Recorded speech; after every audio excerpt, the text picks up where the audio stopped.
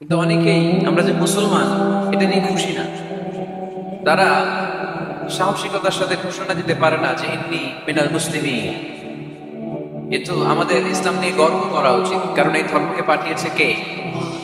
এটা মন মস্তিষ্ক প্রসূত কোনো ধর্ম নয়, ঠিক কিনা? এটা কি আমাদের বাপ দাদার কথা অনুযায়ী চলে?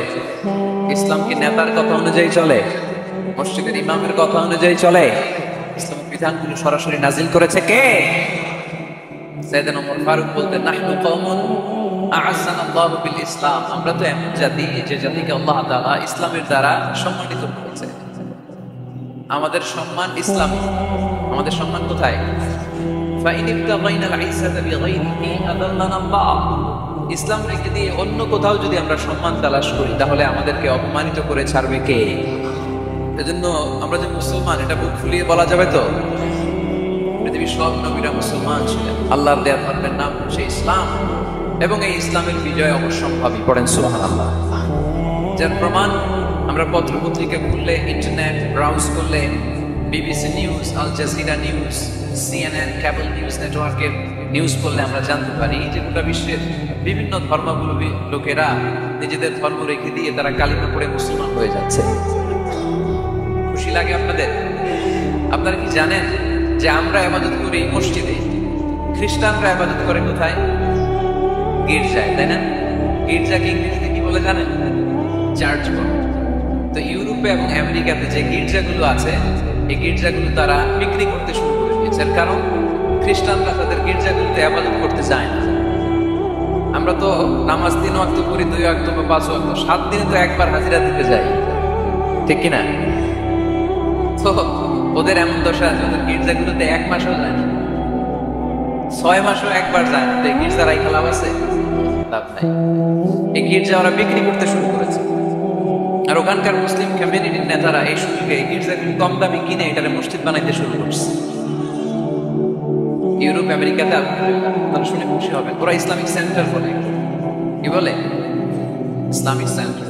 আমাদের এরকম ইসলামিক সেন্টার করা দরকার, যেখানে দার্স হবে, দার্স, রেগুলার দার্স হবে। এই যে তাফসীর মাহফিলগুলো বছরে এক বছর আসছিলাম এখানে, আবার 1 বছর পরে দেখেন কি শিখলেন, কি শিখলেন, কি বুঝলেন, কি বুঝলেন না, আর জানা শোনা শুরু হয়েছে নাই। কিন্তু সেন্টার যদি হয়, ওখানে শিশু কিশোরদের আলাদা কোরআন শিক্ষার আসন, আমার বোনদের আলাদা শিক্ষার আসন, বয়স্কদের আলাদা কোরআন শিক্ষার আসন, তারপরে সেখানে হেজামা সেন্টার থাকবে, রুকিয়া সেন্টার থাকবে, তালিম, তাদরিস, তারবিয়া, সব ব্যবস্থাপনা থাকবে।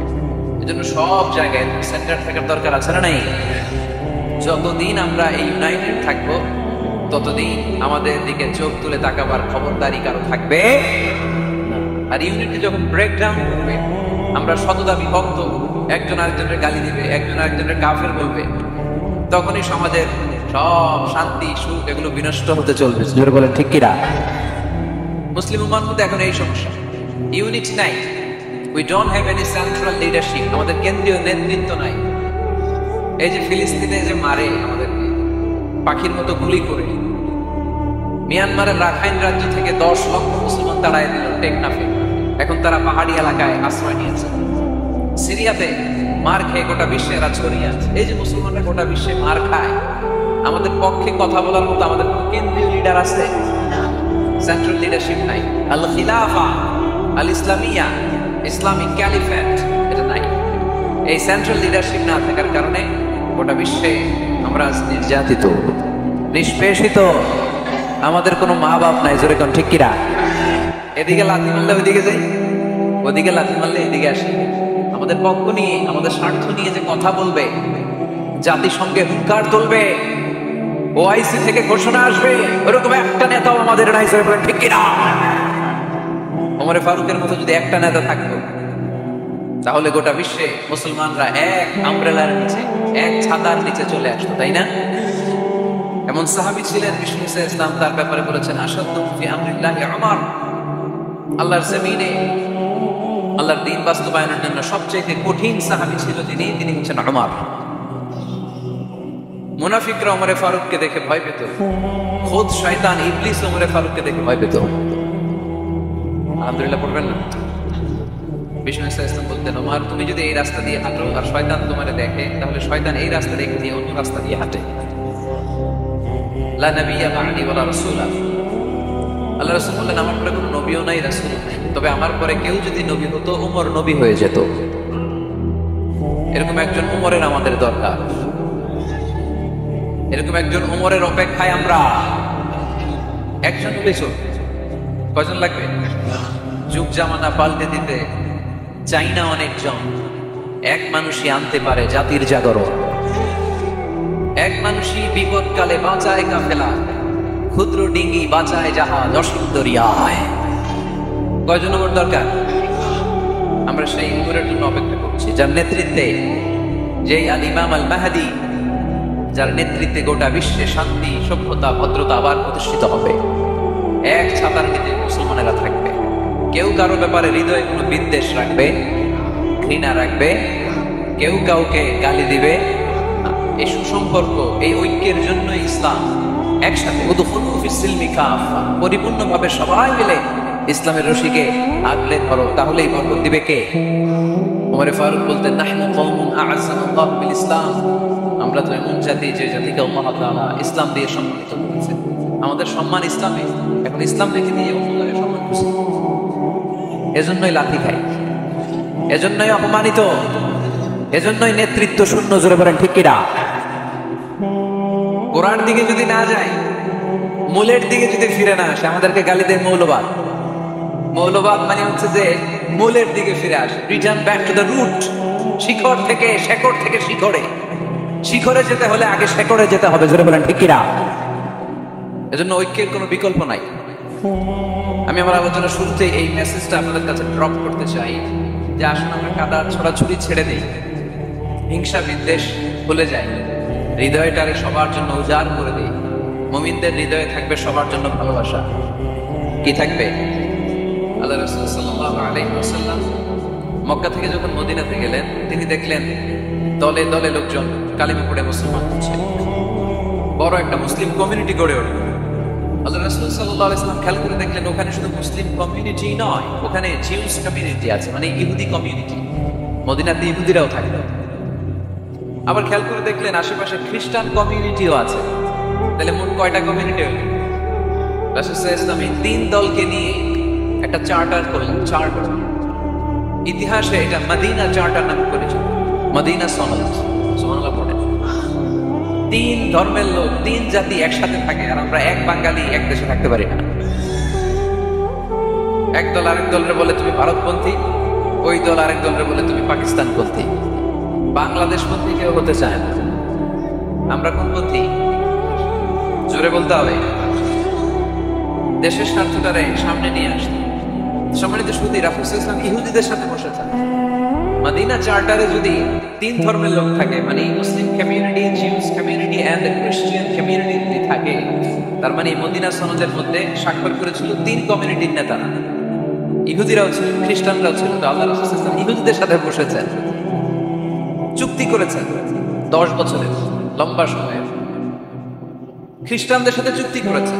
রাসূল সাল্লাল্লাহু আলাইহি ওয়াসাল্লাম খ্রিস্টানের সাথে বসতে পারে, ইহুদির সাথে বসে সনদ তৈরি করতে পারে, মদিনার সনদ। কিন্তু আমরা মুসলমানের সাথে বসতে পারি, একজন আরেকজনের ছায়া দেখতে পারি। হিংসা, বিদ্বেষ, জেলাসি, অহংকার, ঠিক কিনা?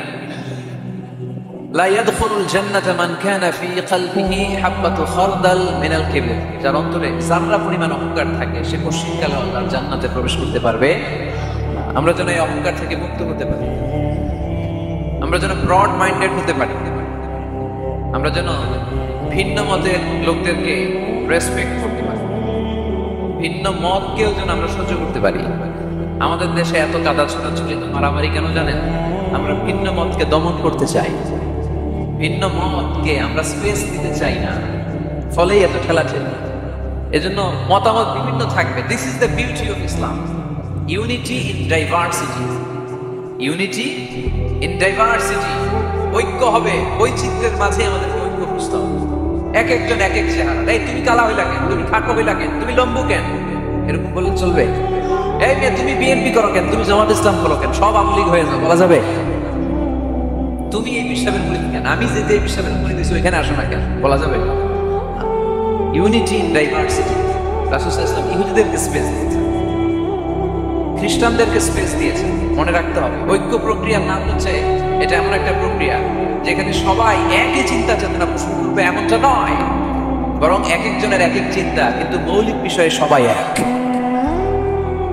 ইউনিটি ইন ডাইভার্সিটি, ওই চিন্তার মাঝে আমাদেরকে ঐক্য খুঁজতে হবে। প্রিয় ভাইরা, কথা বুঝতে পেরেছেন? আপনারা কি ঐক্যের পক্ষে না বিপক্ষে? আমরা যেন ঐক্যবদ্ধ হতে পারি, আল্লাহ তৌফিক দান করো। আমরা যেন হিংসা বিদ্বেষ ভুলে যে ইসলামের কল্যাণে কাজ করতে পারি, তৌফিক দান করো। আরো জোরে পড়ি আমিন।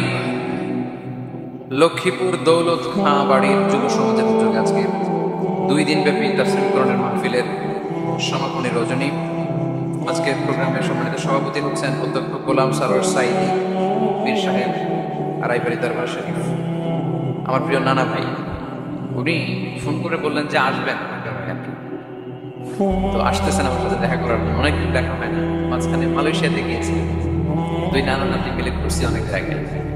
মালয়েশিয়া দেখি, মন্ত্রণালয়ে আমরা অনেক ঘুরলাম, অনেকের সাথে আমরা মিটিং করলাম। তো হঠাৎ করে শুনলাম এখন স্টেজে ওঠার আগে নানা ভাই অসুস্থ হয়ে গেছে, শ্বাসকষ্ট হচ্ছে, আসার কথা ছিল, এখন হসপিটালে যাবে। তো আমরা আমার প্রিয় নানা ভাইয়ের জন্য সবাই মিলে আজকে প্রোগ্রাম থেকে দোয়া করি, আল্লাহ তাআলা যেন শিফায়ে কামেলা আজেলা নসিব করে, খুব দ্রুত সুস্থ হয়ে আবার যেন দাওয়াতি কাজে মনোনিবেশ করতে পারে, আল্লাহ তৌফিক দান। আজকের প্রোগ্রামের সভাপতি হচ্ছেন মাওলানা আমিরুল ইসলাম সিদ্দিকী, খতিব, লক্ষ্মীপুর কেন্দ্রীয় জামে মসজিদ। আসছেন উনি। প্রধান অতিথি জনাব অ্যাডভোকেট রাশিদুল কাউসার ভুঁইয়া জীবন, চেয়ারম্যান উপজেলা পরিষদ আসছে বিশেষ কাজে থাকা। বিশেষ অতিথি জনাব ইখতিয়ার আলম রনি, সাধারণ সম্পাদক বাংলাদেশ আওয়ামী লীগ, নয়নুন কায়েম করে আসছে, মাশাআল্লাহ। তারপর আপনাদের এখানে আপনাদের পাশের গ্রামে ওনার লোকেরা এসে দেখা শুনলো, আমি সালাম করলাম। ওনার আম্মা অসুস্থ, দোয়া চেয়েছে, আমরা দোয়া করি ওনার আম্মাকে আল্লাহ তাআলা সুস্থ রাখুন। সম্মানিত ভাইরা, আমরা আর কথা না বাড়িয়ে সরাসরি আলোচনায় চলে যাই। আমি আপনাদের খেদমতে পবিত্র কালামুল্লাহ মাজিদের সূরাত আলে ইমরানের 133 নম্বর আয়াত তেলাওয়াত করছি। সূরাটার নাম হচ্ছে সূরাত আলে ইমরান, ইমরানের বংশোদ্ভূত। ইমরান কে ছিল আপনারা জানেন? মারিয়াম আলাইহিস সালামের পিতা, ঈসা আলাইহিস সালামের নানা। সুবহানাল্লাহ বলবেন না? ওনাদের ফ্যামিলিটা আল্লাহ তাআলার কাছে এতটাই পছন্দনীয় ছিল যে এই ফ্যামিলির নামে আল্লাহ কোরআনে একটা সূরা দিয়ে দিলেন, আলে ইমরান। আরবিতে পরিবার বা ফ্যামিলি, এটা বোঝানোর জন্য আরবিতে 2টা শব্দ ব্যবহার হয়, এক হচ্ছে আহাল আর একটা আল। আহাল এটা সম্মানিতদের ক্ষেত্রেও হয়, আবার সাধারণ মানুষদের ক্ষেত্রেও। যেমন রাসূল সাল্লাল্লাহু আলাইহি ওয়াসাল্লামের পরিবারবর্গ, ওনারা অনেক সম্মানিত, অনেক সম্মানিত। তো আল্লাহ রাসূল সাল্লাল্লাহু আলাইহি ওয়াসাল্লামের পরিবারের ক্ষেত্রে বলা হয় আহলে বাইত। আবার আমার পরিবার, আপনার পরিবার, আমাদের পরিবার বা স্ত্রী, এটা বোঝাতেও আরবিতে আহল শব্দ ব্যবহার করতে হবে। কিন্তু আল শব্দটা সাধারণ কোনো ফ্যামিলির ক্ষেত্রে আল্লাহ ব্যবহার করেন নাই। ভালো হোক বা খারাপ হোক, সম্ভ্রান্ত হওয়া লাগবে, ডিগনিফাইড এন্ড প্রেস্টিজিয়াস ফ্যামিলি হওয়া লাগবে। ডিগনিফাইড ফ্যামিলির যদি হয়,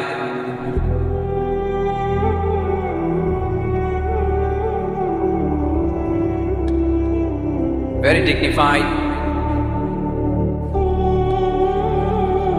and prestigious family যদি হয়, হয়েছে, এটা ঠিক হয়ে গেছে, বসো বসো বসে যাও।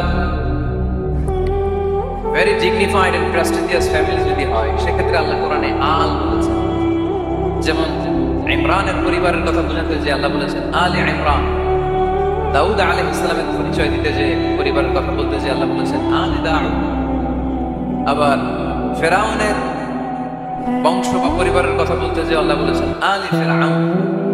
তাহলে পরিবারের আরবি 2টা, একটা আল আর একটা আহাল। আহাল এটা সম্মানিত এবং সাধারণ উভয় ক্ষেত্রেই ব্যবহার করেন আল্লাহ তাআলা। আর আল এটা শুধু ডিগনিফাইড এন্ড প্রেস্টিজিয়াস ফ্যামিলি, ভালো হোক ফ্যামিলিটা বা খারাপ হোক, সেক্ষেত্রে আল্লাহ ব্যবহার করেন। তারই ধারাবাহিকতায় ইমরান, ওনার যে ফ্যামিলি, মারিয়াম আলাইহিস সালাম ছিলেন তার কন্যা, তার স্ত্রীর নাম ছিল হান্না বিনতে ফাখুস। এই ফ্যামিলিটা আল্লাহর কাছে বড় প্রিয় একটা ফ্যামিলি। এজন্য আল্লাহ তাআলা এই ফ্যামিলির নামে কোরআনে একটা সূরা দিয়েছেন। কোরআনের চ্যাপ্টারাইজেশন গুলো অনেক সুন্দর। আমি প্রায় বলে থাকি মানুষের নামে সূরা, প্রাণীর নামে সূরা, বংশের নামে একটা সূরা আছে, সূরাতুল কুরাইশ আছে না, একটা বংশের নাম, তাই না? প্রাণীর নামে আছে বড় প্রাণী, ছোট প্রাণী। স্থলের সবচেয়ে বড় প্রাণী হাতি, আছে না সূরা? সূরা ফিল। আবার স্থলের সবচেয়ে ছোট প্রাণী পিঁপড়া, আছে না? আন্নাম, সূরাতুল আন্নাম। তারপর মৌমাছির নামে আছে সূরা, সূরাতুল আন-নাহল। মধু খান তো আপনারা? মধু, খাঁটি মধু পাওয়া যায় এলাকায়, খুব পাওয়ারফুল খাবার। কিন্তু সাইবেরিয়ান এলাকায় ওরা মদ খায়। জিজ্ঞেস করলাম কেন? খুব ঠান্ডা। আমি বললাম মধু খাই, আরো বেশি গরম হবে। মদ খেলেও শরীর গরম হয়, কিন্তু মধু খেলে তার চেয়ে বেশি গরম হয়। রাসূল সাল্লাল্লাহু আলাইহি ওয়াসাল্লাম মধু খেতেন। কিছু কিছু হাদিয়া আল্লাহ রাসূল সাল্লাল্লাহু আলাইহি ওয়াসাল্লাম ফিরিয়ে দিতেন না। এর মধ্যে একটা হচ্ছে মধু। মধু দিলে বলতেন না যে না নিব না। আতর ফিরিয়ে দিতেন না। বালিশ, বালিশ খুব পছন্দ করতেন আল্লাহ রাসূল, ঠেকনা দিয়ে বসতে পছন্দ করতেন। সুবহানাল্লাহ বলেন। রাসূল সাল্লাল্লাহু আলাইহি ওয়াসাল্লামের কাছে একটা কসমেটিক্স এর বক্স থাকতো সবসময়, জরুরি 5-6টা জিনিসের ভিতরে থাকতো। ওখানে আল্লাহ রাসূল সাল্লাল্লাহু আলাইহি ওয়াসাল্লাম চিরুনি রাখতেন। চিরুনি, তারা চুল আঁচড়ান তো চিরুনি দিয়ে। সবসময় পরিপাটি থাকতেন, এটা সুন্নাহ। পরিচ্ছন্ন, ফিট থাকা, সবসময় গেট আপটা ভালো থাকে, এটা সুন্নাহ। আল্লাহ রাসূল সাল্লাল্লাহু আলাইহি ওয়াসাল্লাম কোনো বিদেশি ডেলিগেট আসলে তাদের সাথে দেখা করার আগে সময় নিতেন, নিজেকে গুছিয়ে নিতেন। সুবহানাল্লাহ। চুলগুলো আঁচড়ে রাখতেন চিরুনি। তাহলে ব্যক্তিগত কসমেটিক্স বক্সে আল্লাহ রাসূল সাল্লাল্লাহু আলাইহি ওয়াসাল্লাম যে জিনিসগুলো রাখতেন তার মধ্যে একটা হচ্ছে চিরুনি। 2 নাম্বার আল্লাহ রাসূল সাল্লাল্লাহু আলাইহি ওয়াসাল্লাম জাইতুনের তেলের একটা ছোট বোতল রাখতেন। ওয়াতিনি ওয়াজ জাইতুন, অলিভ অয়েল। অলিভ অয়েলের ওয়াজ করেছি কত বছর, যেখানেই আমার সাথে লোকজনের দেখা হয় হুজুর এখন থেকে অলিভ অয়েল মাখি, এজন্য সুন্দর হয়ে গেছে। তো অলিভ অয়েল রাখতেন, চিরুনি রাখতেন। এরপরে সুরমাদানি রাখতেন, সুরমা চোখে সুরমা। এরপর আল্লাহ রাসূল সাল্লাল্লাহু আলাইহি ওয়াসাল্লাম উথুর রাখতেন, উথুর পারফিউম, আতর দিতেন। কিছু কিছু বিষয় আছে আর রাগম বিন সুনানিল মুরসালিন, 4টা সুন্নাহ আছে সব নবীদের সুন্নাহ, সবাই এটা করেছে। এর মধ্যে একটা হচ্ছে উথুর, সব নবীরা আতর দিতেন। সুবহানাল্লাহ। বাড়িতে যাই আতর দিবেন, এটা সুন্নাহ। আপনার ইমপ্রেশনটাকে আরো সুন্দর করবে। First impression lasts long. প্রথম দেখায় যারা ভালো লাগে এটা সবসময় ভালো লাগে, ঠিক কিনা? প্রথমেই যদি কারোর সাথে কথা বলতে যাওয়ার পরে দেখা যায় আপনারা দেখতে খারাপ লাগে, গায়ে দুর্গন্ধ আসবে আর আপনার কাছে আসবে। এরপর আসিওয়াক, ওই কসমেটিক্স বক্সে আল্লাহ রাসূল সাল্লাল্লাহু আলাইহি ওয়াসাল্লাম কি রাখতেন? এটাও সব নবীদের সুন্নাহ। তো আমরা যেন পরিপাটি থাকি, সবসময় যেন পরিপাটি থাকি। তো মৌমাছির নামে সূরা দিলেন। এরকম এক ভাই বললো যে মাকড়সার নামে, হ্যাঁ আল্লাহ আনকাবুত নামে সূরা দিয়েছে। এভাবে আল্লাহ তাআলা পরিবারের নামে সূরা দিয়েছেন। ওই সূরাটার নাম আলে ইমরান। কি নাম? আমি যে বারবার প্রশ্ন করতেছি, আপনাদের কষ্ট হচ্ছে? মন খারাপ হইতেছে না? নাকি উত্তর দিতে ভালো লাগতেছে? ভালো লাগতেছে কার কাছে? ভালো লাগে সবার, কিন্তু উত্তর দেয় কয়েকজন। সবাই উত্তর দিতে পারবেন শেষ পর্যন্ত? আলোচনার মাঝখানে ওঠা বসা করে ডিস্টার্ব করবেন কারা কারা? হাত তুলে ডিস্টার্ব করবেন? আলোচনা শেষ না করে মাঝখান দিয়ে উঠে যাবেন কারা কারা? হাত তুলে। সবাই থাকবেন, কষ্ট হবে না? ঠিক আছে, আমরা তাহলে শেষ পর্যন্ত একসাথে কথা শুনে একসাথে বিদায় নেব ইনশাআল্লাহ। পড়েন। সূরাটার নাম হচ্ছে আলে ইমরান। সূরাটার নাম কি? আলে ইমরান। এখানে আল্লাহ তাআলা 133 নম্বর আয়াতে আমাদের অ্যাপ্রোচিং ঠিক করে দিয়েছেন। ডানে যাব না বায়ে যাব? কই যাবেন? ডানে যাবেন। ডানে আছে ক্ষমা আর আছে জান্নাত। ডানে আছে কি আর আছে? সবাই বলেন, ডানে আছে কি আর আছে? ডান দিকে গেলে আল্লাহর ক্ষমা পাওয়া যাবে আর জান্নাত পাওয়া যাবে। এই দুইটাই তো দরকার, বেশি কিছু লাগে নাকি? আর বাম দিকে গেলে আল্লাহর ক্রোধ, রাগ আর জাহান্নাম। বাম দিকে গেলে আল্লাহর ক্রোধ বা রাগ আর জাহান্নাম। ডানে গেলে কি? প্রথমে ক্ষমা আর জান্নাত। এই দুইটা শব্দ একটু মুখস্থ রাখতে হবে আজকে। ক্ষমা আর, দুইটা জিনিস পাওয়া যায় ডানে গেলে। 1 নাম্বার, 2 নাম্বার। সবাই বলেন 1 নাম্বার, 2 নাম্বার। এবার আঙ্গুল উঁচু করে বলেন।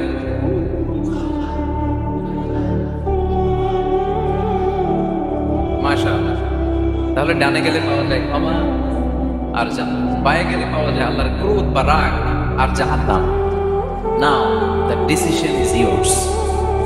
সিদ্ধান্ত আপনাদের। where to go, where to approach and where to proceed। ক্ষমার দিকে ছোট, জান্নাতের দিকে ছোট। ক্ষমা লাভের প্রতিযোগিতা করো, জান্নাত লাভের প্রতিযোগিতা করো। কিন্তু আমরা কি ক্ষমা আর জান্নাত লাভের প্রতিযোগিতা করি? আমরা কি ভালো কাজের প্রতিযোগিতা করি? আল্লাহ বলেন ফাস্তাবিকুল খায়রাত, ভালো কাজের জন্য প্রতিযোগিতা করো। আমরাও প্রতিযোগিতা করি খারাপ কাজের, তাই না? দুনিয়া কামনার প্রতিযোগিতা করি আমরা। কি করে বেশি অর্থ উপার্জন করে দেয়, হালাল পন্থায় হোক বা হারাম পন্থায় হোক, টাকা কামানোর প্রতিযোগিতা আসলে নাই। ক্ষমতার দাপট দেখিয়ে লড়াইয়ে টিকে থাকার প্রতিযোগিতা করি আমরা, জোরে কোন ঠিক কিনা? আমরা প্রাসাদ বানানোর প্রতিযোগিতা করি, আমরা বিশ্ব সুন্দরীর প্রতিযোগিতা করি, আমরা প্রতিযোগিতা করি কে হবে মাসুদ রানা। এটাও জানেন আপনারা? কে হবে সৎ মানুষ, কে হবে আদর্শ বাংলাদেশী, এরকম প্রতিযোগিতা আছে। সবাই কি হইতে চায়? মাসুদ রানা। বিশ্ব সুন্দরীর প্রতিযোগিতা, মাসুদ রানার প্রতিযোগিতা, টাকা কামানোর প্রতিযোগিতা, ক্ষমতার লড়াইয়ে টিকে থাকার প্রতিযোগিতা। কিন্তু আল্লাহ বললেন নো ফাস্তাবিকুল খায়রাত, ভালো কাজের প্রতিযোগিতা করি। আল্লাহ বুঝাতে চাইলেন দুনিয়ার ক্ষণস্থায়ী প্রতিযোগিতায় নেমে সময় নষ্ট করো না, ভালো কাজের প্রতিযোগিতা করো আর ক্ষমার জান্নাত লাভের জন্য ছোট।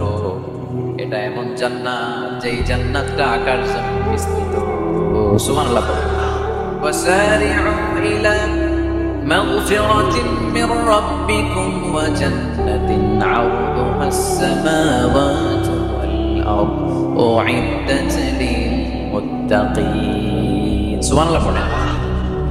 ও আমার গোলামেরা, আমার বান্দারা, ছোট দৌড়াও, জান্নাতের দিকে দৌড়াও, ক্ষমার দিকে দৌড়াও। ক্ষমা অর্জনের জন্য প্রতিযোগিতা করো, জান্নাত লাভের প্রতিযোগিতা করো। এমন জান্নাত আরদুহাস সামাওয়াতু ওয়াল আরদ, যেই জান্নাত আকাশ জমিন পর্যন্ত বিস্তৃত, বিশাল জান্নাত। জান্নাতে কি ধাক্কাধাক্কি আছে? ঠেলাঠেলি, জায়গা নিয়ে মারামারি? আমাদের বাংলাদেশে জায়গা নিয়ে মারামারি আছে না নাই? কোর্ট পর্যন্ত করায়, তাই না? সামান্য 1 বিঘা জায়গার জন্য কোথায় চলে যায়? কোর্টে। কোর্ট পর্যন্ত করায়। কিন্তু জান্নাতে এই জায়গা নিয়ে ধাক্কাধাক্কি হবে? বিশাল জান্নাত, বিশাল জান্নাত। সর্বশেষ যে লোকটা 1000 বছর জাহান্নামে পোড়ার পরে জান্নাতে ঢুকবে, ওই লোকের জান্নাতের যে সাইজ হবে এটা এই দুনিয়ার সাইজের 10 গুণ বড় হবে। আগের কালে আমাদের যে দরজাগুলো ছিল গ্রাম বাংলায়, দরজাগুলো 2টা কপাট ছিল, জানেন? 2টা কপাট একসাথে আইনার উপরে তালা লাগাই। এখনই না এক কপাটের দরজা শার্ট করে খুলে যায়, এখন আছে। তো আল্লাহ রাসূল সাল্লাল্লাহু আলাইহি ওয়াসাল্লাম বললেন জান্নাতের যে দরজা 2টা কপাট, এই 2টা কপাটের একটা কপাট কত বড় শোনো। ইন্না আল মিসরাআইন মিন মাসানি'আল জান্নাহ মা বাইনা মাক্কাহ ওয়া হাজার। জান্নাতের 2 দরজার 2 কপাটের একটার সাইজ হচ্ছে সৌদির মক্কা শহর থেকে বাহরাইনের হাজার শহর যত দূর, জান্নাতের একটা কপাটের দূরত্ব তত দূর। এর মানে হচ্ছে সৌদির মক্কা শহর থেকে বাহরাইন যত দূর, ওই হিসাবে কয়েকশো কোটি লোক, কয়েকশো একসাথে জান্নাতে ঢুকবে। এক ধাক্কায় কয়েকশো কোটি কিংবা কয়েক হাজার কোটি ঢুকে যাবে। তাহলে ওই জান্নাতের ধাক্কাধাক্কি, খেলাঠেলি, কিলাকিলি। সুবহানাল্লাহ।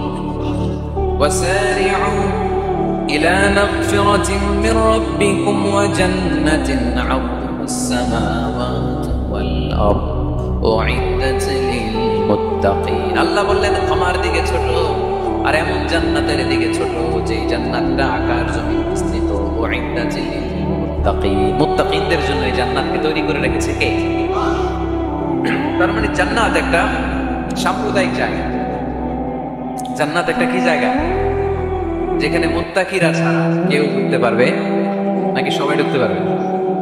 সবাই ঢুকতে পারবে না, ওখানে শুধু মুত্তাকিনরা ঢুকতে পারবে। উ'ইদ্দাত লিল মুত্তাকিন, এটা মুত্তাকিনদের জন্য আল্লাহ তাআলা তৈরি করে রেখেছে।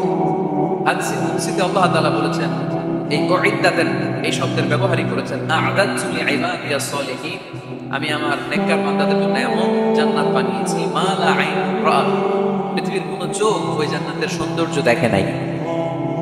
ওয়ালা উযুন সামিআত, পৃথিবীর কোনো কান জান্নাতের কোন সুন্দর শব্দের আওয়াজ শুনে নাই। ওয়ালা খাতারা আলা কলবি বাশার, মানুষ কল্পনাও করতে পারবে না যে জান্নাত কত সুন্দর। সুবহানাল্লাহ, রাস্তা পড়ে আল্লাহ বললেন উইদ্দাত লিল মুত্তাকিন, আমি আমার মুত্তাকিন বান্দাদের জন্য তৈরি করেছি। মুত্তাকিরা ছাড়া কেউ জান্নাতে প্রবেশ করতে পারবে নাকি? পারবে। এখন মুত্তাকি কারা, তাদের বর্ণনা আল্লাহ সামনে দিবেন, শুনবেন আপনারা। আচ্ছা, এটা হচ্ছে কোরআনের একটা বর্ণনা ভূমি। কোরআনের মধ্যে অনেক বেশি কোহেরেন্স আছে, সিকোয়েন্সটা অনেক সুন্দর। যখনই আল্লাহ বলবেন কাফিরি, কাফির কারা, তার বর্ণনা দিবেন।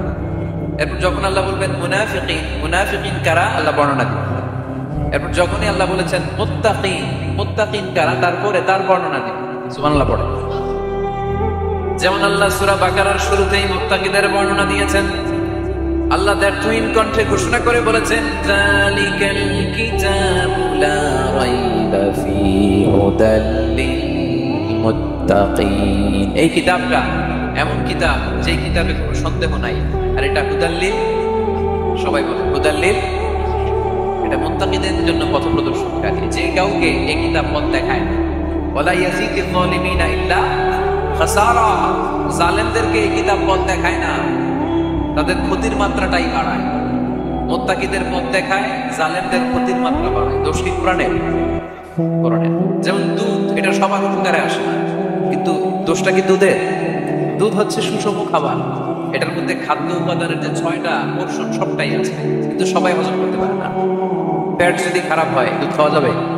তাহলে দোষ কি দুধের না যার পেট খারাপ তার? সুবহানাল্লাহ পড়ে।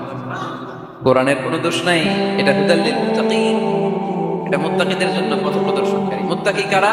আল্লাযীনা ইউমিনুনা বিল গায়ব ওয়া ইউকিমুনাস সালাতা ওয়া মিম্মা রাযাকনাহুম ইউনফিকুন। আল্লাহ ওইখানে বর্ণনা দিলেন একভাবে, এই জায়গায় আল্লাহ তাআলা মুত্তাকিদের বর্ণনা দিলেন আরেকভাবে। সুবহানাল্লাহ পড়ে। আল্লাহ বললেন উইদ্দাত লিল মুত্তাকিন, এই ক্ষমা, এই জান্নাত যেই কাউকেই দেয়া হবে না, যারা মুত্তাকিন তাদেরকেই দেয়া হবে। সুবহানাল্লাহ। তাহলে আজকে আমরা মুত্তাকি হয়ে ফিরে যেতে চাই। 3 জন চাই, এখন 15-20 জন হয়েছে। সবাই যান। এলাকার লোকদের একটু গলায় সাউন্ড কম আগে থেকে, তাই না? কিছু এলাকা আছে আমরা তো সারা দেশ চড়ে বেড়াই। We move from the one corner of the country to the another corner. আজকে আছে সকালে এখানে এয়ারপোর্টে চলে গেছি কক্সবাজার, এরপর আবার খুলনা। আমরা জানি কাদের গলায় জোর বেশি। ফেনীতে, নোয়াখালীতে বক্তার কথা কওয়া লাগে, কথা কয় শ্রোতারা। আমরা ক বললে টাইনা নিয়ে কলিকাতা বানাই স্লোগান। কলিকাতা কই নাই আমি, শুধু ক বলছি। কি বলছি? ওটারে টাইনা কি বানাইছে? কলিকাতা। তো শ্রোতাদের একটা বড় রোল আছে, they have huge role in this subject. আপনাদের একটা ভালো রোল প্লে করতে হবে। আপনারাই পারেন আমাদের থেকে আলোচনা বের করে নিয়ে আসতে। আপনারা যদি জিমাইতে থাকেন আর আমি যদি কোথায় আওয়াজ বের করতে না পারি, আমার ভেতর থেকে কথা বেরোবে না। আর আপনারা যদি প্রাণবন্ত থাকেন, সজীব থাকেন শেষ পর্যন্ত, তাহলে কোরআনের সুন্দর সুন্দর কথাগুলো আল্লাহ আমার মুখ দিয়ে বের করাই দিবে। আমরা আজকে কি হয়ে ফিরে যেতে চাই? নাকি মাসুদ রানা? কি হইতে চাই? তাহলে রিয়েলিটি শো একটা হওয়া দরকার। কে হবে? মুত্তাকি। কিন্তু রিয়েলিটি শো এর নাম কে হবে? মাসুদ রানা। আমরা মাসুদ রানা হতে চাই না, আমরা মুত্তাকি হতে চাই। ইনশাআল্লাহ পড়েন। আল্লাহ এখানে মুত্তাকিদের 5টা গুণের কথা বলছে। কয়টা? একটু মিলায়ে দেখবো আজকে আমরা যে 5টা গুণ আমাদের মধ্যে আছে কি। যদি থাকে ওয়েল এন্ড গুড, আলহামদুলিল্লাহ। যদি না থাকে তাহলে এই 5টা গুণ নিজেদের মধ্যে ধারণ করার দরকার আছে না নাই? কথা খুব সোজা সাপটা। যদি এগুলো নিয়ে যেতে পারেন দেন আওয়ার ওয়াজ ইজ সাকসেসফুল। তা না হলে কোনো লাভ নেই। কোনো লাভ আছে? এত ক্যামেরা, এত লাইটিং ফাইটিং করে কি লাভ? এই যে ছুটে আসছেন শীতের রাত, আমি তো এত জেলায় ঘুরলাম, এরকম শীত পাইনি। আপনাদের লক্ষ্মীপুরে যে শীত, মাসা আমি গাড়ি থেকে বেরোয় কাঁপতে শুরু করছি, খুব ঠান্ডা লাগতেছিল আমার কাছে। এই যে শীতের রাতে আফলান টাফলান পেঁচায় অনেক রাত পর্যন্ত দাঁড়ায় দাঁড়ায় শুনবেন, হিসাব সোজা সাপ। মুত্তাকি হয়ে ফিরে যেতে চাই, জীবন পাল্টাতে চাই, সময় নষ্ট করতে আসি সময়ের অনেক দাম, সময়ের দাম দিতে শিখে, সময়গুলো অনেক দাম। তো আজকের আলোচনা থেকে আমরা কিছু নিয়ে যাব, শিখে যাব, আর কি হয়ে ফিরে যাব। বৈশিষ্ট্য কয়টা? তাহলে একটু চেক করবো যে আছে কিনা, থাকলে ভালো, অনেকের হয়তো আছে। যদি না থাকে, এগুলো আমাদের ধারণ করতে হবে। কথা কি ক্লিয়ার না? আলহামদুলিল্লাহ। মুত্তাকির প্রথম বৈশিষ্ট্য আল্লাযীনা ইউনফিকুনা ফিস সাররাই ওয়াদ দাররা। মুত্তাকিনরা সুখে দুঃখে সব সময় দান করে, সচ্ছল অসচ্ছল উভয় অবস্থায় দান করে। সচ্ছল অবস্থায় তারা বেশি দান করে, কিন্তু অসচ্ছল অবস্থায়ও করে। বেশি হয়তো করে না, কিন্তু কম করে করে, কিন্তু দান করে।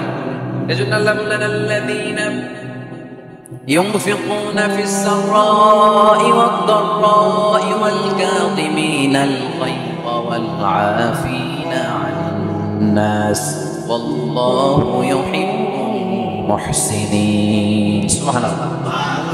আমার মুত্তাকি বান্দাদের প্রথম বৈশিষ্ট্য ইউনফিকুনা ফিস সাররাই ওয়াদ দাররা, সুখে দুঃখে সচ্ছল কিংবা অসচ্ছল যে অবস্থায় থাকুক না কেন তারা আমার রাস্তায় দান করে। দান করলে খুশি হয়ে যায় কে? সাদাকা করলে আপনারে পছন্দ করবে কে? যাকাত দিলে পছন্দ করে কে? দে যাকাত, দে যাকাত তোরা দে রে যাকাত, দে যাকাত, দে যাকাত তোরা দে রে যাকাত। তোর দিল খুলবে পরে, আগে খুলুক হাত। দে যাকাত, দে যাকাত তোরা দে রে যাকাত। পড়েন আমিন। দিল পরে খুলবে, আগে হাত খুলতে হবে। উপরের হাত নিচের হাতের চাইতে সেরা। যে ব্যক্তি নেয় তারে আল্লাহ পছন্দ করে না, যে ব্যক্তি দেয় তারে ভালোবাসে কে? আল্লাযীনা ইউনফিকুনা ফিস সাররাই ওয়াদ দাররা। আমার মুত্তাকি বান্দারা সুখে দুঃখে সচ্ছল অসচ্ছল উভয় অবস্থায় আমার রাস্তায় দান করে। তার মানে মুত্তাকি যদি নিজেকে মুত্তাকি হিসেবে এস্টাবলিশ করতে চান, দান করার ধারাবাহিকতাটা অব্যাহত রাখতে হবে, থামানো যাবে না।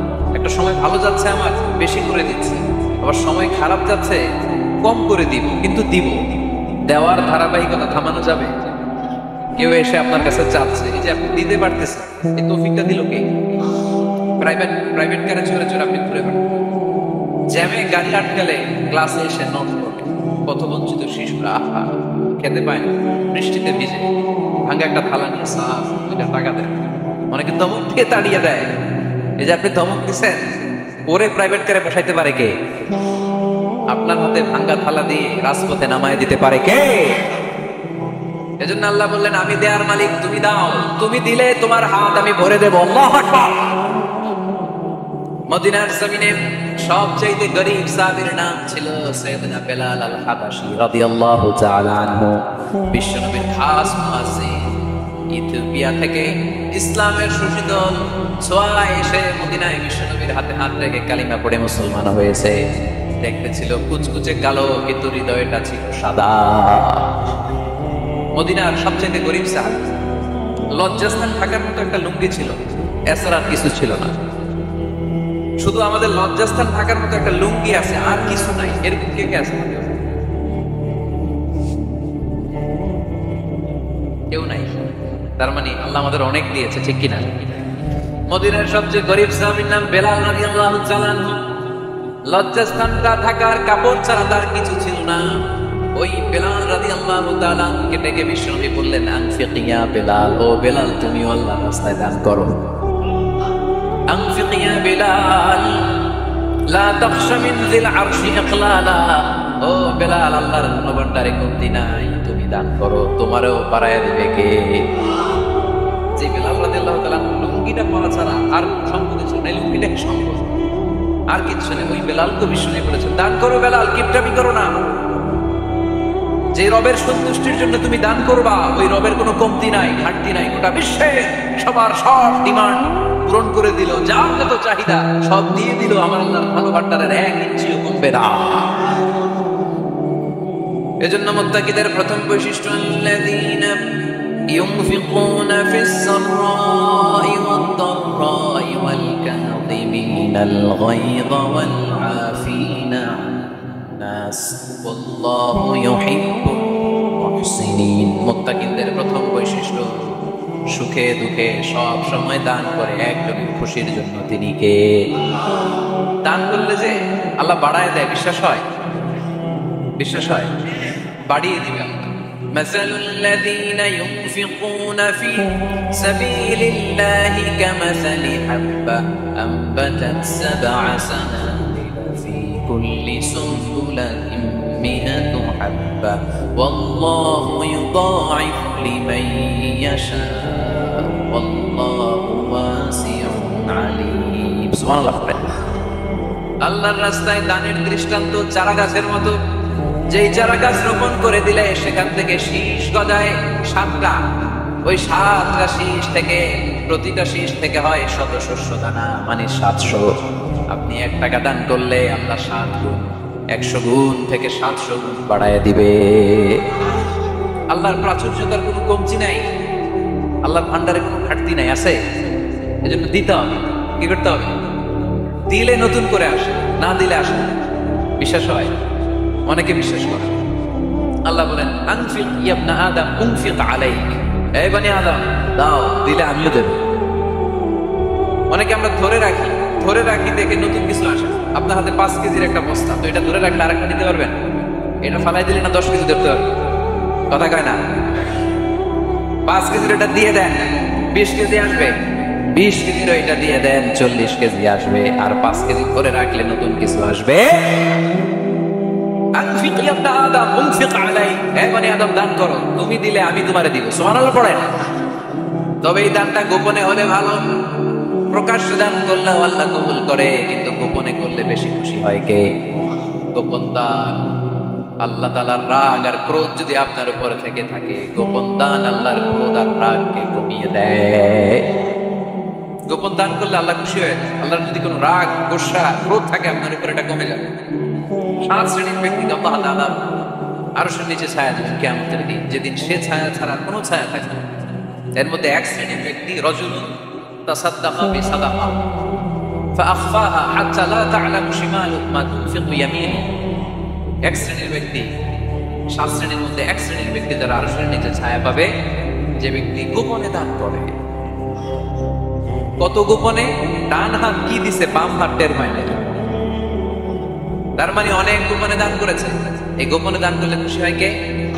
আল্লাকা সিররুন ইনদাল্লাহ বাইনাকা আনতা ওয়া বাইনাল্লাহ আল্লাকা সাদাকাতুন তাখফা লা ইয়ালামুহা ইল্লাল্লাহ আল্লাকা সিররুন ইনদাল্লাহ বাইনাকা আনতা ওয়া বাইনাল্লাহ لك صدقات تخفى لا يعلمها إلا الله سبحان الله لك سر عند الله।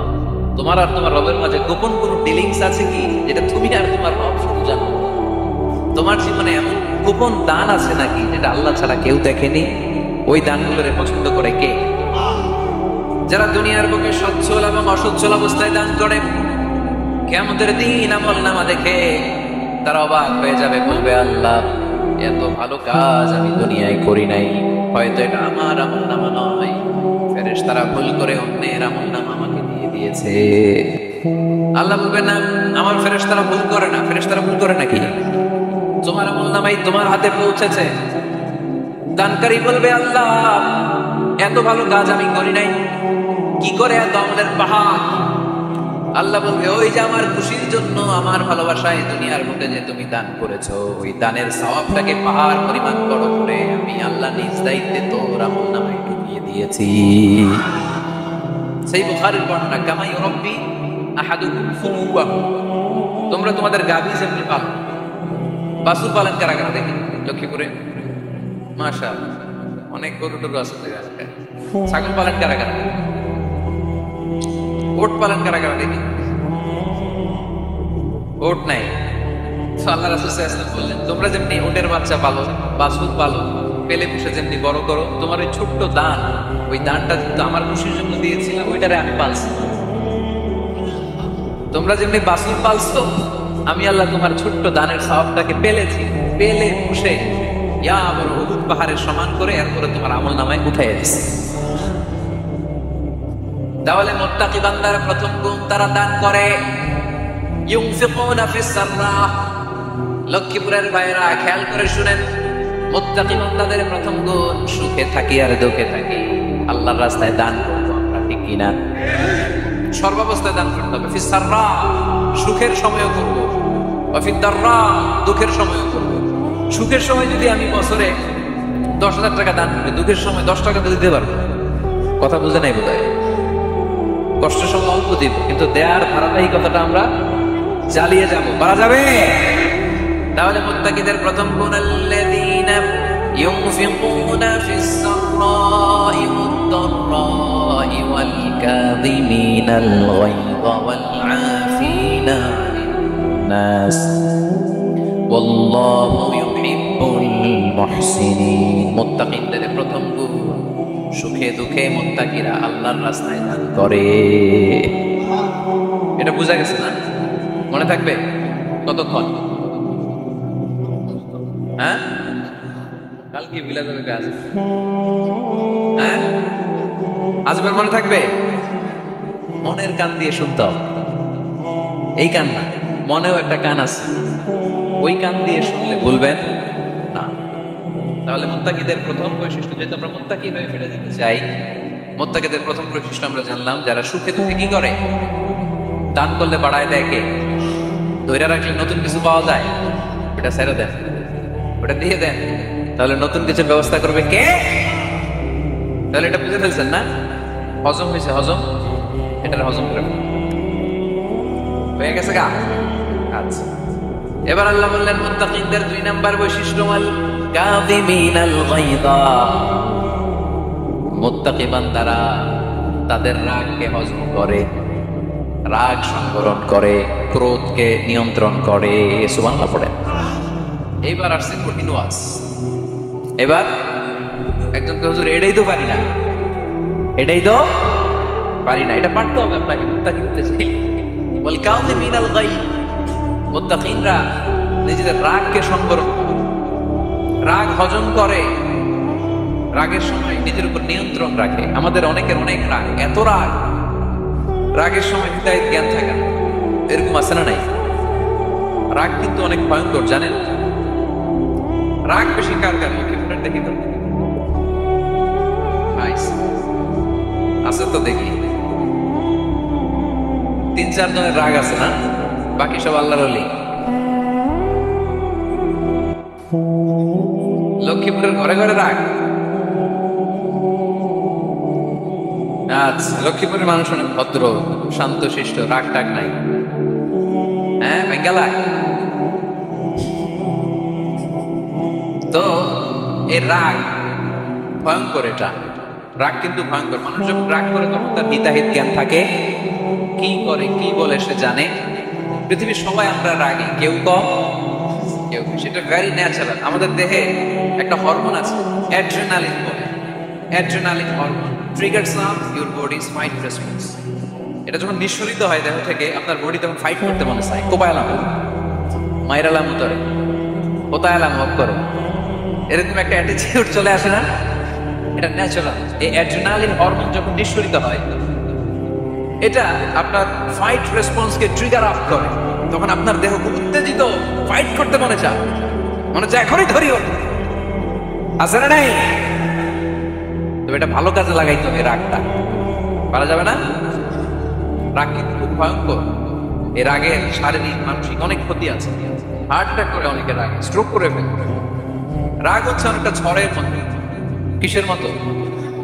ঝড় যেমনি একদিক থেকে এসে সব লন্ড ভন্ড করে দিয়ে অন্য দিক দিয়ে ছুটে চলে যায়, যখন ঝড়টা হয় তখন তো টের পাওয়া যায়।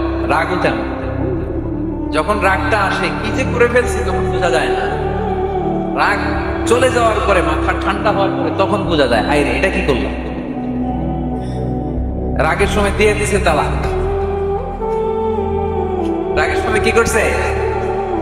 রাগ যখন শেষ, তখন কয় হায় হায় বউ, তুমি তো আমার কৈতরি, তুমি তো আমার টুনটুনি, তুমি আমার ময়না পাখি।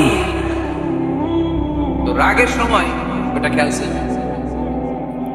এরকম অনেক, যেহেতু হিতাহিত জ্ঞান থাকে না, অনেক দুর্ঘটনা ঘটে যায়। মারামারি হয়, সম্পর্কের অবনতি হয়, স্বামী স্ত্রীর সম্পর্কের বিচ্ছেদ ঘটে, বাবা ছেলের সাথে রাগ করে না, বাপে কয় দিব না তোরে, কিচ্ছু দিব না, পোলায় কয় দিবা না কে, বাপে কয় দিলাম না, পোলায় কয় মারলাম তোমারে, বাপে কয় তোরে ত্যায্য করলাম, পোলায় কয় কোপ দিলাম। আসরা নাই শুনবেন, বাবা ছেলে ঘটনা, হাজবেন্ড ওয়াইফ ডিভোর্স পর্যন্ত করে, বন্ধু বন্ধু সম্পর্ক নষ্ট হয় এই রাগের কারণে। দেখছেন, আল্লাহ যেখানে যত ফোঁটা দেয়া দরকার ওই জায়গায় অত ফোঁটা দেয়, এটার নাম ইসলাম। এজন্য আল্লাহ বললেন মুত্তাকিদের 2 নাম্বার গুণ আল কাযিমিনাল গায়ব। মুত্তাকিনরা রাগকে সংবরণ করে, তারা অল্পতে চটে যায় না, তারা হট টেম্পার্ড না, তারা বুঝে শুনে কাজ করে, নিজের ক্রোধ আর রাগকে সংবরণ করতে জানে। সুবহানাল্লাহ বলেন। আল্লাহ রাসূল বললেন লাইসা শাদীদু বিসুরআ, কুস্তি করে যে অন্যকে শোয়ায় ফেলতে পারে সে শক্তিশালী নয়। ইন্নামা শাদীদুল্লাযী ইয়ামলিকু নাফসাহু ইনদাল গাদা, রাগের সময় যেই ব্যক্তি নিজের উপর নিয়ন্ত্রণ রাখতে পারে আল্লাহর কাছে সেই হলো শক্তিশালী। এক একটা কথার ওজন দেখছেন আল্লাহ রাসূল সাল্লাল্লাহু আলাইহি ওয়াসাল্লাম, লাইসা শাদীদু বিসুরআ, যে কুস্তি খেলতে পারে ভালো সে শক্তিশালী না, বরং ইন্নামা শাদীদুল্লাযী ইয়ামলিকু নাফসাহু ইনদাল গাদাব, রাগের সময় যে নিজেকে নিয়ন্ত্রণ করতে পারে সেই শক্তিশালী। সুবহানাল্লাহ। এজন্য আমি মুত্তাকি হব। হুজুর, হুজুর আজকের ওয়াজ শুনে আমি মুত্তাকি, শুধু হাত তুলে মুত্তাকি বললে হবে? রাগ নিয়ন্ত্রণে, রাগ কন্ট্রোল করার অভ্যাস নিজের মধ্যে জাগ্রত করতে হবে, ঠিক কিনা? এক সাহাবী এসে বললেন, ইয়া রাসূলুল্লাহ আউসিনি, ইয়া রাসূলুল্লাহ আমারে কিছু নসিহত করে, নসিহত করে। বিষ্ণু বললেন লা তাগদাবু, সাহাবী তুমি রেগে যেও না। সাহাবী বললেন নবী আবার নসিহত করেন। বিষ্ণু বললেন তুমি রেগে যেও না। সাহাবী বললেন শুনলাম তো এটা, আরেকটা কিছু তো। বিষ্ণু বললেন রেগে যেও না। রাদ্দাদা মিরারান, বারবার যতবার সাহাবী বিষ্ণুর কাছে নসিহত চাইলে বিষ্ণু একটা নসিহতই করলেন, রেগে যেও না, কারণ রেগে গেলে তো হেরে গেলে, রেগে গেলে তো হেরে গেলা। ওরা পায়ে পাড়া দিয়ে ঝগড়া করবে, ওরা আপনারে অলওয়েজ প্রুভ করবে, ওরা আপনার হট টেম্পার্ড বানাতে যাবে, আপনারে অস্থির করে দিতে যাবে। কিন্তু ফর্মুলা আমাদের ভালো জানা আছে। আমরা কোরআন থেকে ফর্মুলা নিয়ে চলি, মানব রচিত কোনো ফর্মুলায় আমরা চলি না। জোরে বলেন ঠিক কিনা? তাকিনদের 2 নাম্বার বৈশিষ্ট্য বল কাযিমিনাল গায়ব, মুমিনরা নিজেদের রাগকে নিয়ন্ত্রণ করে। রাগ নাইকা, ক্ষোভ নাইকা, কিন্তু মুমিনরা মুত্তাকিনরা চাইলেই রাগ দেখায় না। তারা রাগকে কি করে? পারবেন পারবেন আজকে থেকে ভাবির আর বকবেন না তো, ঝগড়া করবেন না তো, ছেলে মেয়েদের উপর উত্তেজিত হবেন না তো, হ্যাঁ রাগারাগি করবেন, মনে থাকবে তো? আল্লাহ রাসূল সাল্লাল্লাহু আলাইহি ওয়াসাল্লাম কখনোই রাখতেন না। সুবহানাল্লাহ নাই? আল্লাহ রাসূল সাল্লাল্লাহু আলাইহি ওয়াসাল্লাম কখনোই, ওনার সাথে কেউ খারাপ আচরণ করলে উনি রাখতেন না। ওনাকে অত্যাচার করা হয়েছে তিনি রাখতেন না, জুলুম করা হয়েছে তিনি রেগে যেতেন না। রাসূল সাল্লাল্লাহু আলাইহি ওয়াসাল্লাম মক্কায় যখন নামাজ পড়তেন, উটের পচা নাড়ি পুড়ি আল্লাহ রাসূল সাল্লাল্লাহু আলাইহি ওয়াসাল্লাম ঘাড়ে আর পিঠের উপর চাপিয়ে দেয়া হতো। আমাদের কার কার পিঠের উপর নামাজ অবস্থায় উটের বা গরুর নাড়ি পুড়ি চাপিয়ে দেওয়া হয়েছে এলাকায়? আছে কেউ? নাই। তায়েফের ময়দানে আল্লাহ রাসূল সাল্লাল্লাহু আলাইহি ওয়াসাল্লাম দাওয়াত দিতে গেলেন, নিজের লাভের জন্য না, তায়েফবাসীদের লাভের জন্য। খেয়ে না খেয়ে দিন প্রচারের কাজে নিজেকে দিয়েছ বিলিয়ে, তায়েফের কাফিরেরা চিনল না সে আলো, দুষ্ট ছেলেদের পিছু দিল লিলিয়ে, পাথরের আঘাতে ক্ষত বিক্ষত হয়ে সারা শরীর থেকে রক্ত ঝরে। হে রাসূল তোমাকে ভুলি আমি কেমন করে, হাজার ব্যথা বেদনার পরে ফিরে আসনি তুমি আপন ঘরে, দিনের আলো তুমি ছড়িয়ে দিতে, চলে গেলে মদিনায় মক্কা ছেড়ে। হে রাসূল তোমাকে ভুলি আমি কেমন করে, হে রাসূল তোমাকে ভুলি আমি কেমন করে, ঠিক কি না? তায়েফের ময়দানে রক্তাক্ত হলেন তিনটা জায়গায়, দেখে এসেছি আমি। এখানে আহত করা হলো, আবার উঠে দাঁড়ালেন, আবার পাথর মারা হলো। কোন গায়ে পাথর মেরেছ তোমরা? এরকম সুন্দর শরীর পৃথিবীর কোন দ্বিতীয় মানুষের ছিল নাকি? এত সুশ্রী মানুষ, শুভ্র মানুষ, পরিচ্ছন্ন মানুষ দুনিয়াতে দ্বিতীয়টা ছিল না। এত নুরানি চেহারার মানুষ পৃথিবীতে দ্বিতীয়টা নাই। এই মহানবীকে ওরা পিটিয়ে রক্তাক্ত করেছে, পাথর মেরে রক্তাক্ত করেছে। 3 বার গেছি ওদের লাভের জন্য, ওরা আমারে মারল। তারপর রাসূল সাল্লাল্লাহু আলাইহি ওয়াসাল্লাম কি রেগে গিয়েছেন? কারণ রেগে গেলেন তো হেরে গেলেন। কোনোভাবে রাসূল সাল্লাল্লাহু আলাইহি ওয়াসাল্লাম রাখতেন না। নিজের উপর অত্যাচার আসলে রাসূল সাল্লাল্লাহু আলাইহি ওয়াসাল্লাম রাগেন নাই। আনাস রাদিয়াল্লাহু তাআলা আনহু আল্লাহ রাসূলের খাদিম, উনি বললেন কুনতু আমশি মা রাসূলিল্লাহ, আমি একবার রাসূল সাল্লাল্লাহু আলাইহি ওয়াসাল্লামের সাথে কোথাও যাচ্ছি। ওয়া আলাইহি বুরদুন নাজরানি, তখন রাসূল সাল্লাল্লাহু আলাইহি ওয়াসাল্লামের গায়ে ছিল নাজরান থেকে আনা একটা চাদর। আপনারা চাদর পরেন না শীতকালে? রাসূল সাল্লাল্লাহু আলাইহি ওয়াসাল্লাম চাদর পরতেন। রাসূল সাল্লাল্লাহু আলাইহি ওয়াসাল্লাম নাজরান দেশ থেকে আনা একটা চাদর পরেছেন, গলিজুল হাশিয়া, যে চাদরের এই কর্নারের ডিজাইনটা ছিল খসখসে। কি ছিল? হঠাৎ এক বেদুইন এসে রাসূল সাল্লাল্লাহু আলাইহি ওয়াসাল্লামের চাদর ধরে টান দেয়। টান দেওয়ার সাথে সাথে রাসূল সাল্লাল্লাহু আলাইহি ওয়াসাল্লামের ঘাড়ের এই চামড়া ছিঁড়ে গেল। এই খসখসে যেহেতু ডিজাইন চাদরের, এই খসখসে ডিজাইন ঘাড় আর কাঁধের এখানে যখন টান খেলো, এই খসখসে ডিজাইনের দাগ বসে গেল, রাসূলের চামড়া ছিঁড়ে গেল ঘাড়ে। সে টান দিয়ে বলে, ইয়া মুহাম্মদ মুরলি মিন মালিল্লাহ, আসছে ভিক্ষা করতে। মূলত ভিক্ষা চাওয়ার ডিজাইন দেখছেন? যার কাছে ভিক্ষা চাবে চাদর ধরে টান। এসে বলে বেদুইন, তাদের মধ্যে সভ্যতা ছিল। ইয়া মুহাম্মদ, ও মুহাম্মদ মুরলি মিন মালিল্লাহ, ও মুহাম্মদ আমার খাওয়ার মতো টাকা নাই, তুমি আদেশ করো বাইতুল মাল থেকে যেন আমারে কিছু টাকা দেয়। আসছে ভিক্ষা করতে। ভিক্ষা করতে আয়েশা চাদর ধরে দিছে, তা আরে চামড়া ছিঁড়ে গেছে। রাসূল সাল্লাল্লাহু আলাইহি ওয়াসাল্লাম ব্যথা পেয়েছেন। ফালতাফাতা ইলাইহি রাসূলুল্লাহ, আল্লাহ রাসূল সাল্লাল্লাহু আলাইহি ওয়াসাল্লাম তার দিকে তাকালেন, তাকিয়ে ফাদাহিক, একটা মুচকি হাসি দিলেন। আমি রাস্তা দিয়ে চাদর গায়ে দিয়ে হাঁটতেছি, এক ফকির আয়েশা কয়, ভিক্ষা দেন, টাকা দেন বলে আমার চাদর টানতেছে। আমি চাদরে আমার ঘাড়ের চামড়া ছিঁড়ে গেছে, কি করবো আমি? আপনি কি করবেন? হ্যাঁ, কোনি? আচ্ছা, তা আমরা ঠিকই ওরা ধরে মাইট দিতাম, তাই না? আজকে ওর একদিনকে আমার ভর্তা বানাই ফেলতাম পিঠা, রাগের চোটে, ঠিক কিনা? আল্লাহ রাসূল সাল্লাল্লাহু আলাইহি ওয়াসাল্লাম trying to think about it, try to ponder on the story. এই moral of the story কি? রাসূল সাল্লাল্লাহু আলাইহি ওয়াসাল্লাম prophetic story কি আপনাকে ভাবতে হবে। ভিক্ষা করতে এসে চাদর ধরে টান দিয়ে ঘাড়ের চামড়া ছিঁড়ে ফেলেছে। রাসূল তাকিয়ে মুচকি হাসি দিলেন। মুচকি হাসি দিয়ে বললেন, যাও বাইতুল মাল থেকে কিছু সম্পদ ধরে দিয়ে দাও। কি নবী ছিলেন! তার মানে উনার গায়ে যত আঘাতই আসতো কখনো উনি রাখতেন, তবে মাঝে মাঝে রাখতেন। যদি আল্লাহর বিধান লঙ্ঘিত হতো তখন বিশ্বনবী রেগে যেতেন। আল্লাহর জমিনে আল্লাহর বিধান লঙ্ঘিত হলে এই লোকটা রেগে যেতেন, তখন সহ্য করতেন। এক সাহাবী এসে বললেন, ইয়া রাসূলুল্লাহ, এমন ইমাম পাঠিয়েছেন আমাদের এলাকায়, বড় বড় সূরা দিয়ে নামাজ পড়ায়, এত বড় সূরা দিয়ে পড়ে, তার পিছনে দাঁড়িয়ে থাকার ক্ষমতা আমার নাই। এই কথা শুনে বিশ্বনবী রেগে গেলেন, কারণ ইসলামের বিধান এখানে লঙ্ঘিত হচ্ছে, ঠিক কিনা?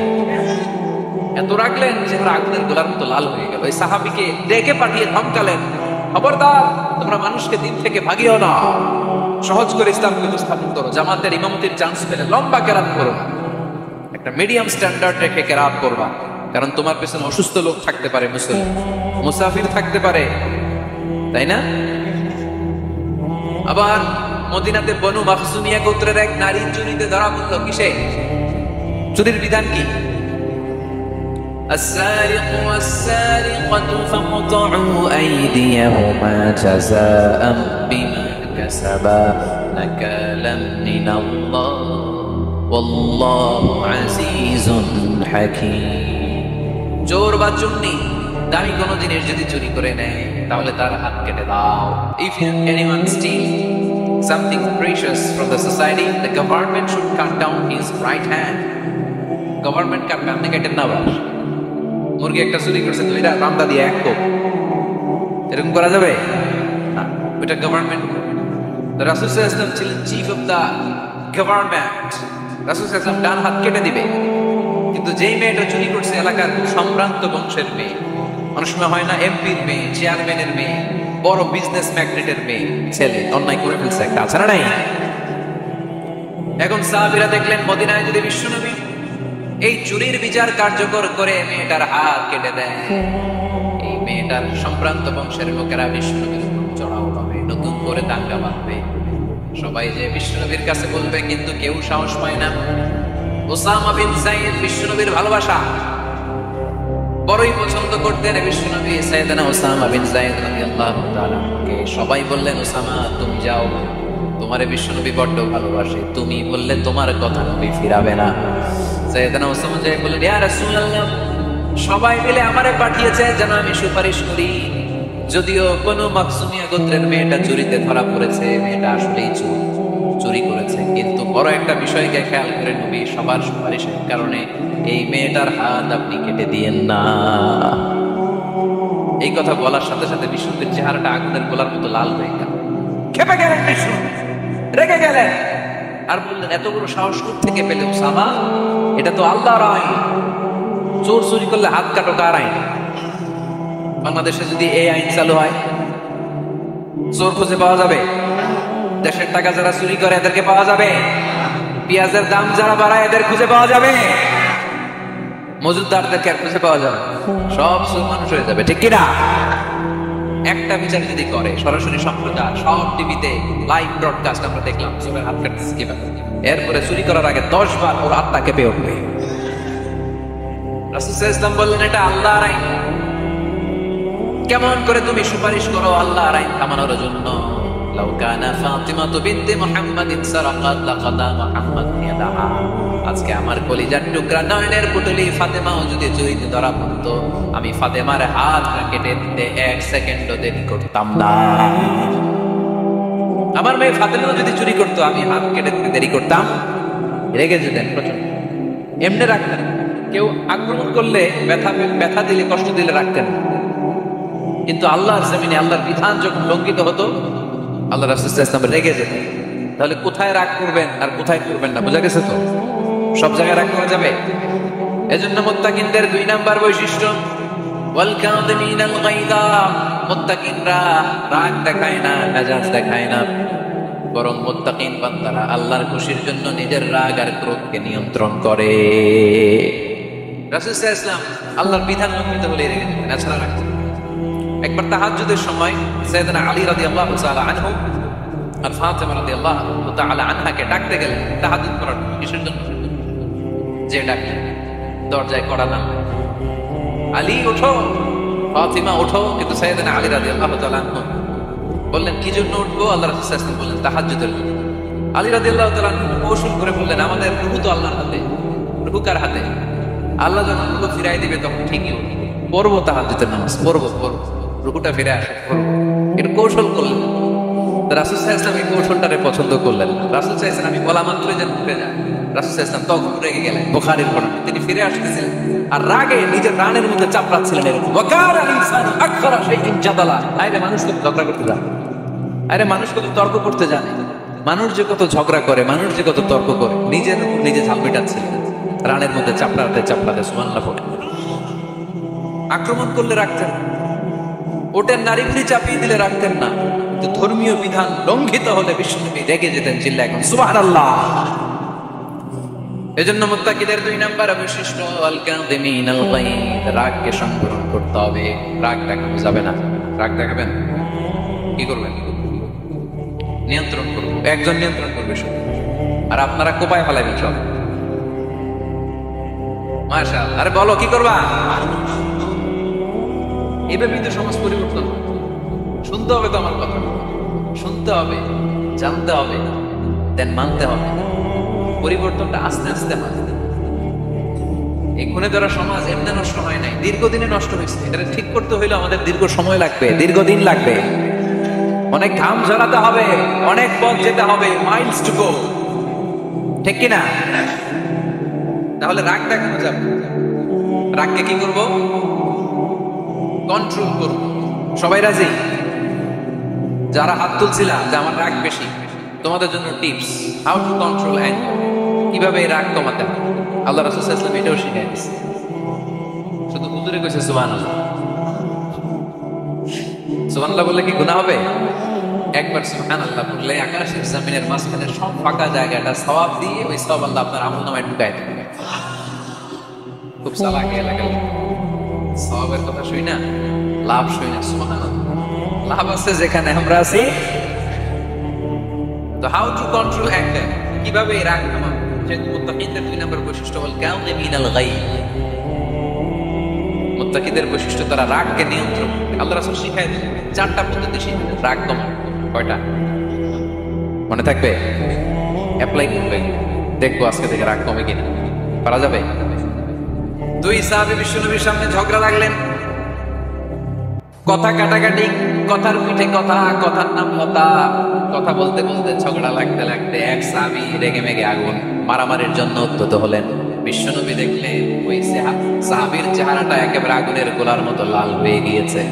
বিশ্বনবী বললেন, ইন্নী লা আ'লামু কালিমাতান, আমি এমন একটা বাক্য জানি, এই রাগান্বিত সাহাবী যদি এখন এই বাক্যটা পড়া শুরু করে দেয়, তার রাগটারে নিমিষেই ঠান্ডা বানাইয়া দিবে কে? ওই সাহাবী বললেন, ইয়া রাসূলুল্লাহ, কি সেই বাক্য আমারে শিখাইয়া দেন। বিশ্বনবী বললেন, পড়ো, আউযু বিল্লাহি মিনাশ শাইতানির রাজীম। আবার পড়েন, আউযু বিল্লাহি মিনাশ শাইতানির রাজীম। সুবহানাল্লাহ, রাগ কমানোর দোয়া, সহিহ হাদিস। ওই সাহাবী যদি এই বাক্যটা পড়ে তার রাগ কমে যাবে। বাক্যটা হচ্ছে আউযু বিল্লাহি মিনাশ শাইতানির রাজীম, বিতাড়িত শয়তানের কাছ থেকে আল্লাহর কাছে পানাহ চাচ্ছি, প্রোটেকশন চাচ্ছি। বলতে দেরি, রাগ থামতে দেরি হবে। টিপস নাম্বার 1 মনে থাকবে তো?